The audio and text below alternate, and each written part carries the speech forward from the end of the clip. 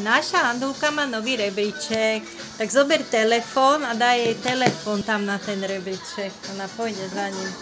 No, má nový rebríček. No poď, hore. Hore. Hore. Čimiček. No poď, hore. Takto, počkaj. Takto, no poď, Čimík. Čimiček. No poď, hore. Tuto moje krásne, poď. Šup, bežkaj. Tam máš telefónik. Nechce sa mu, no. Ale ináč má rebríček do klietočky, aby mohol ísť. On je dosť ľahučký, a keď sa s ním bude hrať takto, tak ono môže zhodiť. Vidíš? Aha. Takže on by musel... No a strašne má rád pripínačku. No, môj manžel je krotiteľ anduliek, lebo strašne začal štípať. Že? Strašne začal nám Čimiček štípať, ale cez to všetko sa snažíme, aby mu bolo dobre. Nechce ísť, ale už jak si položil prepínačku, tak išiel. No hýbej, ideš.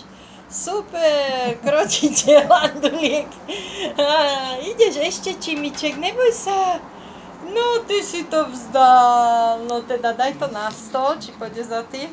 No, ty máš rád prepínačku, pozri, vidíš? No, vidíš? Zobky. Hurá, a ideme znova. Toho učíme, lebo nelieta, aj keď má 3 mesiace, aby vedeli ísť do klietočky sa nájsť. No, ale však ona to dojde. To má dneska aj prvýkrát. možno, že túto daj mu, vidíš? No, ešte raz. Super.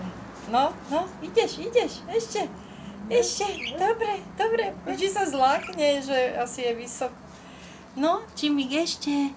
Neboj sa, Zlatko. Vidíš, jak ti to ide? Ty si šikovný. No, ešte.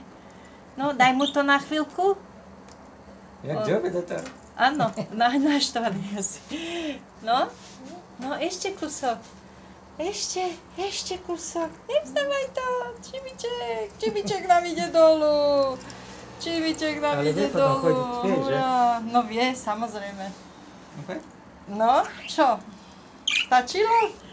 A už mi prenasleduje tablet, tak ahojte.